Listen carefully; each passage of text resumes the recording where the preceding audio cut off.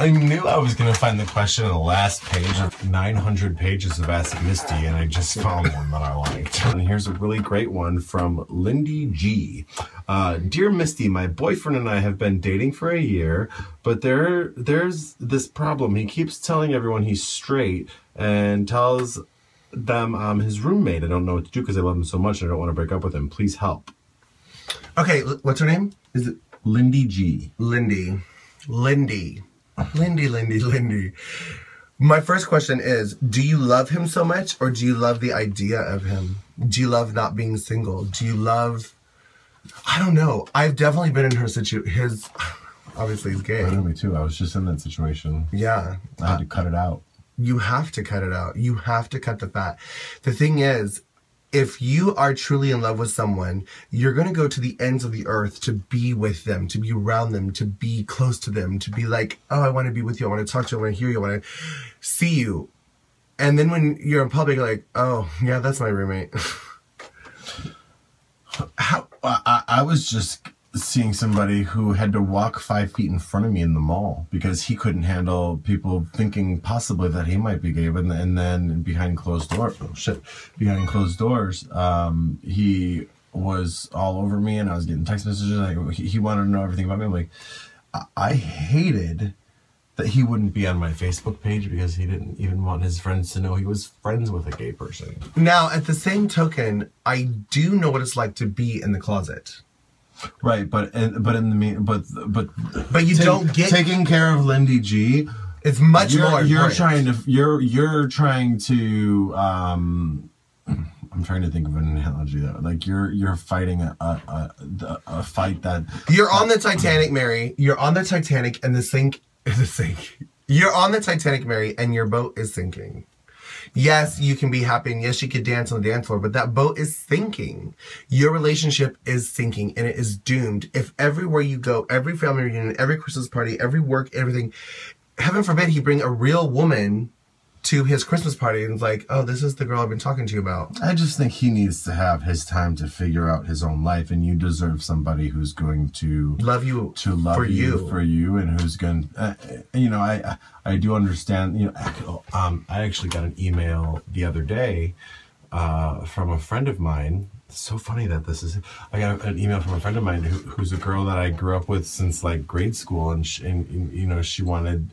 She was practicing coming out because she started seeing this girl, and like in her quote, my supposed girlfriend is upset that I closeted, that she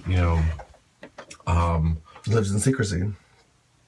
Yeah, I wish I could read the email from my Facebook page, but we're recording from my phone. She was upset about it, so she was practicing coming out to me before she came out to her other friends and family and everybody. And I said, first of all, her name is Anna. I said, first of all, Anna, congratulations. I already knew. And she's like, wait a second, what? You already knew? I'm like, yeah, I already knew she was a lesbian. And congratulations, I'm glad she found somebody that she loves. However, I said, I want you to tell your girlfriend that I know exactly where she's at, because I was just in a similar situation.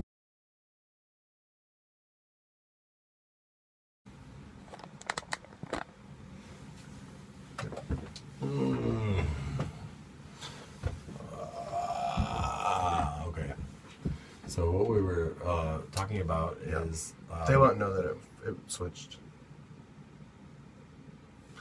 Anna sent you an email, and you were telling her that you also know what her girlfriend is. I understand what her girlfriend is. Can you tell my bitchy little look? Girl, you're getting irritated. I don't want you to be irritated. I'm hungry. I want like McDonald's or something. No. Oh my gosh, what time is it? We can go to Las Colinas for breakfast soon. So anyhow, oh yeah, we could. Probably after like, what time is it? What time is it open? Like 7 maybe. Oh, we can't go yet. So anyhow, all right. So you were messaging Anna, and you told her that you related to her girlfriend. And I said I really related to her girlfriend because I was just going through the same thing, and it got to a point where I had to block him from calling me, because every time he called me or texted me, I would melt in and start replying. And at this point he was too involved in my life, and it got to the point where he would fly from Michigan to Florida almost every weekend to see me, and I had to give up my whole weekend to hang out with him.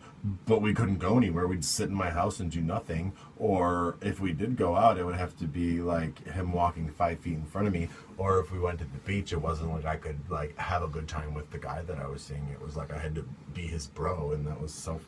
I dated a guy in the military for a while, and I remember on our dates, he would fucking drive to the Keys, not Key West, which is 4 hours away, but like Key Largo or whatever. Montego. And I'm why don't we go to Jamaica? And I'm like, why are we? I road trips are fine. Let's hang out and talk in the car. And I'm looking at our cleavage next to each other. Mine's bigger.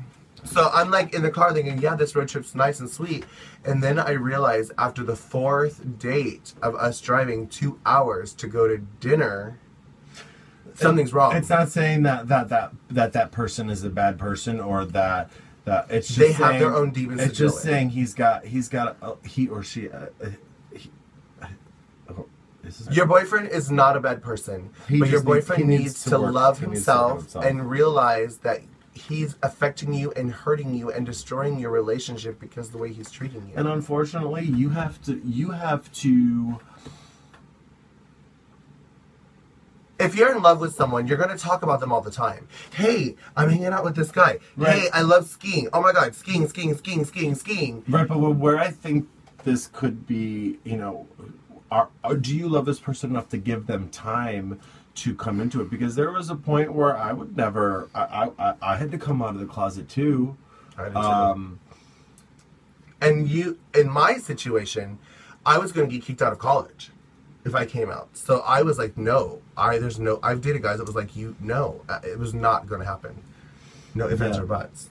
So depending on his situation or his religious abuse or family abuse or whatever that he's afraid of, he could have to wait if he's in the military or something. And maybe Brian has a good point. Maybe you need to give him time. Maybe if you are soulmates, you'll come back together eventually. But right now, I can't say that you have a healthy relationship.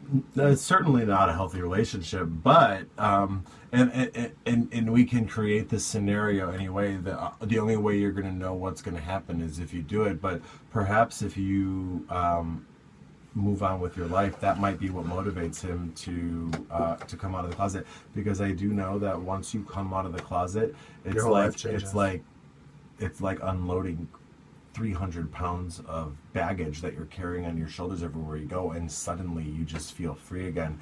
And it takes something really big to motivate somebody to do something that huge. So maybe you can be that person, but you can't make them do it. And you can, and I would hope that you wouldn't disrespect him enough to out him without him being ready, because I remember who outed me, and I still haven't forgiven that person. And I'm clearly out of the person that outed me friended me on Facebook. And I accepted them, but I really didn't want to. I didn't accept the person that outed me. It was a family member. And she ended up calling the entire family and letting them know.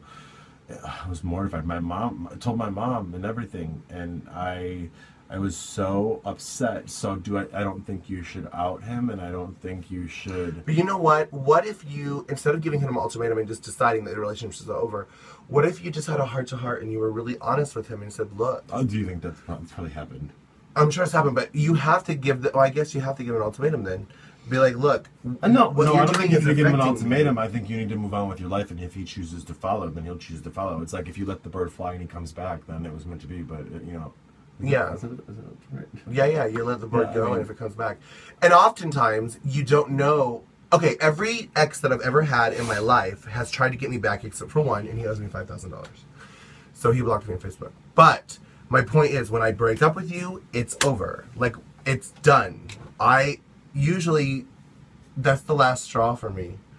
Like, I'm trying to talk, but I don't know what I'm saying. I really try to go to every ends of the world to make whatever's happening happen, and when it stops happening... See, that's how everybody knows who she loves, because she had it tattooed on her chest. That's what you do. When he's sleeping, Tattoo him. Tattoo, like put like because you didn't out him. I mean, I have no idea what I was saying. this is I love Brian. No, I don't know what I was talking about when you did that. No, I'm saying like just right on his forehead when he's sleeping, right? What I love Lindy, and then when he gets up and goes to work. Oh, I know what I'm saying. Every person I've ever dated has tried to get me back, but when you get to that final point, no, don't put I love Lindy. Put I love Dick. Never really. I love Dick. Forget it. Maybe it's Destiny saying don't talk about that. What? I don't know. I just cut her off again. Do the hair whip. Ready?